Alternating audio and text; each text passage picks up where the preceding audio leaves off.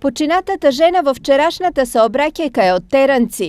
Дента сини ја носел на лекар во Штип, односно на здравствена комисија која требала да ја одобри надомес за нега.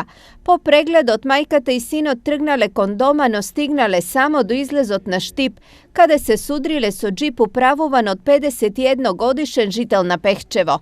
Џипот удрил директно во совозачкото место каде седела жената.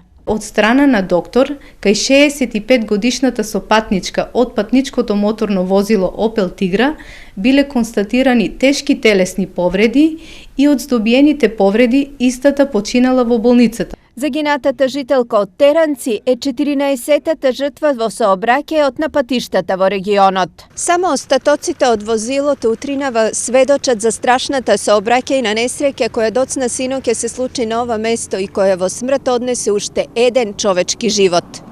Мајката денес е погребана, а нејзиниот син се уште е во болница како последица на повредите здобиени во несреќата. Останатите двајца повредени, инаку патници во џипот се пуштени на домашно лекување.